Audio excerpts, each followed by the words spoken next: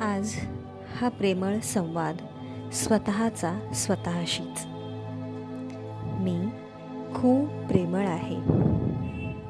मी स्वतःवर खूप प्रेम करते. मी इतरांवर देखील प्रेम करते. मी स्वतःला जशी आहे अगदी तशीच्या तशी स्वीकारते. मी स्वतःचा सन्मान राखते. मी स्वतःचा आदर ठेवते. मी खूप प्रेमळ आहे. मी खूप प्रेमळ आहे. मी स्वतःवर खूप प्रेम करते. मी दयावान आहे. मी करुणावान आहे.